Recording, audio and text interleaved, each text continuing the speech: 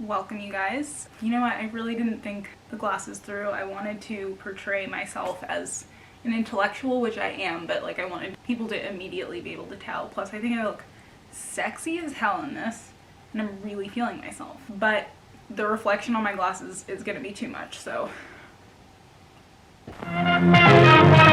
So why am I dressed up so hot? You know, sitting in my talking chair wearing this blazer. Hello, blazer moment. It's because we are going to have a special session of did you read it or did you just pretend to have read it because you were an English major in college and it looks bad if you haven't read it. I think we all have these books. Everybody's been asked, oh God, I saw Little Women in movie theaters. I loved it, but it wasn't as good as the book. Suppose you haven't read Little Women.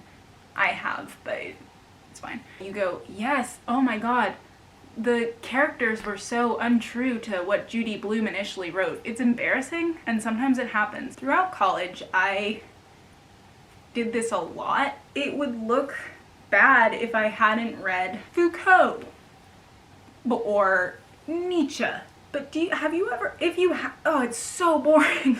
It's just like not what I wanted to be reading. And you only have so much time in a day. Is that cute or is it like cutesy? You only have so much time in a day, and sometimes you just want to be reading fun stuff or honestly like going on the internet. And I will let you know some tactics on how to pretend that you have read the book. Without further ado, let's get started. First book, a classic, War and Peace by Leo Tolstoy. This is a thick book. Have I read it? No.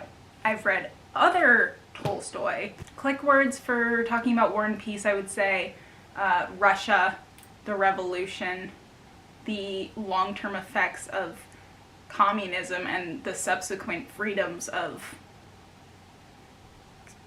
socialism. You could definitely throw in war, you could definitely throw in peace. You know, it's one of those books that there's so much, honestly. You could just say, I read it in 10th grade and completely forgot all about it. What happens in chapter 500? It's really too big of a book. Moving on. In a similar vein, Dune.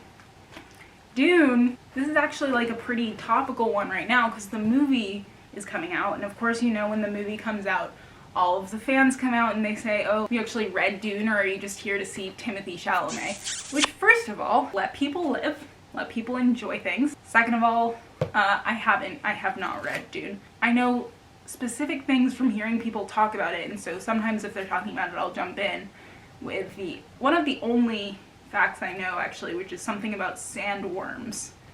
There's worms in the sand. It's been enough, honestly. You know, maybe I'll pursue it. It's not really one that I need to read this, but I get it.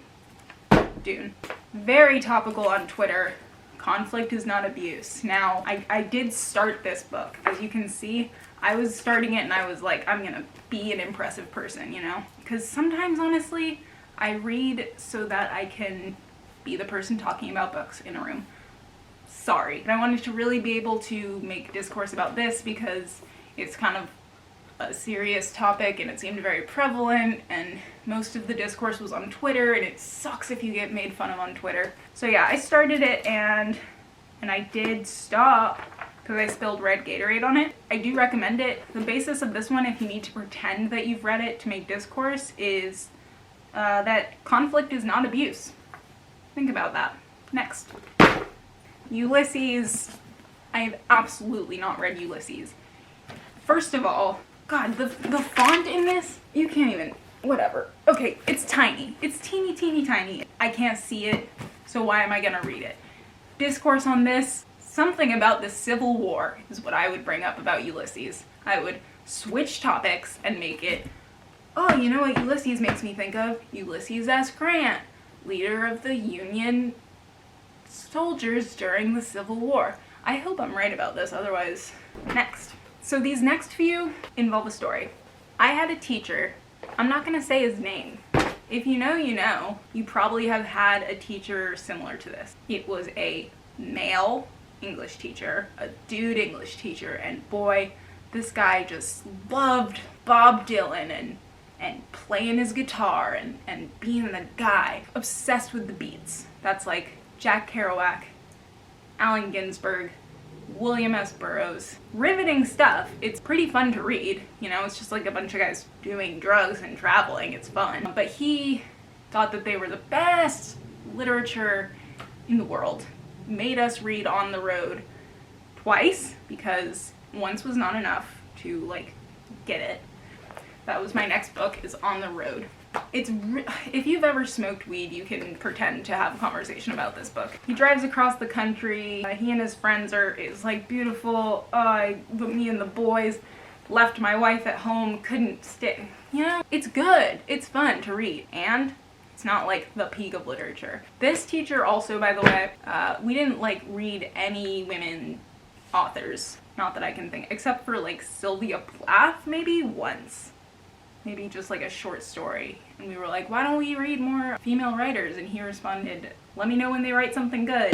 Haruki Murakami, this book I would say represents all of his books for me, in that I know he's very popular and I know people love his books, and I've never been able to get through one. I believe it's good writing. Obviously, people are really into it.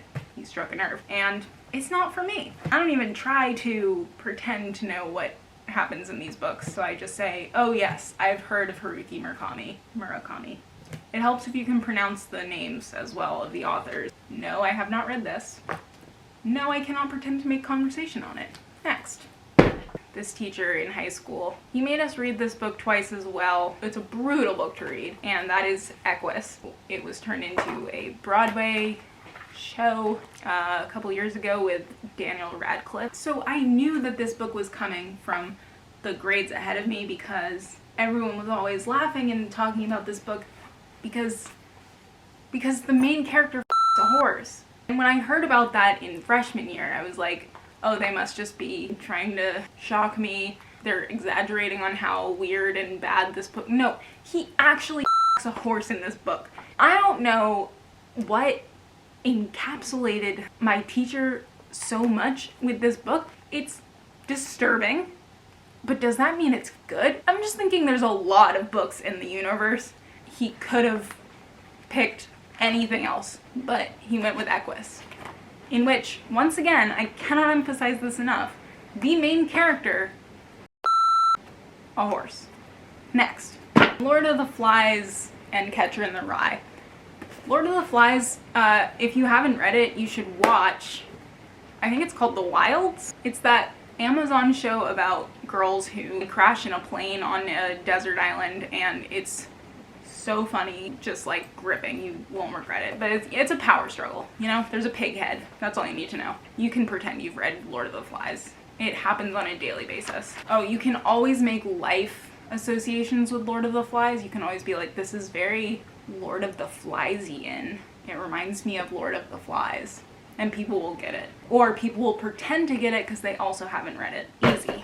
Catcher in the Rye. If you haven't read Catcher in the Rye, like, perhaps you've gotten into a conversation with a really annoying person who has, and they identify with the main character because it's like a bland white boy who's failing out of, I think it's high school. He smokes a lot. He's really emo. He was like a 20th century e-boy in many ways, you know, but different. He smokes a lot, and he's really sad about the world, and he thinks he's finding love, but he's not. It's a bro book, a classic, and pretty easy to pretend to have read it. Also, if someone tries to engage you in a conversation about Catcher in the Rye, you might not want to be having a conversation with them anyway. So my advice would be, say you have to go to the bathroom, and then go. Okay, and then our last one, I'm pretty embarrassed about, especially as an English major. Everyone expects me to have read this, and honestly, I got this copy as a birthday present when I was in 9th grade, which should have been a huge tip-off, like, read this book. Also, it's like a special copy because you've probably already read it, so you just want a special version of it. Okay, it's Pride and Prejudice. I don't know, man. It seems dry. I have no reason to believe that because I don't know anything about it except that it's been made into many movies. Natalie Portman, or it might be the other one, Keira Knightley. Maybe both of them. I get Pride and Prejudice mixed up with Sense and Sensibility, and then I think there's one other one that I get it mixed up with too. That's Russian. Anna Karenina. They're all big books about like women of a certain, it's a period piece, you know? Probably really good and great writing. I don't want to get into it, you know?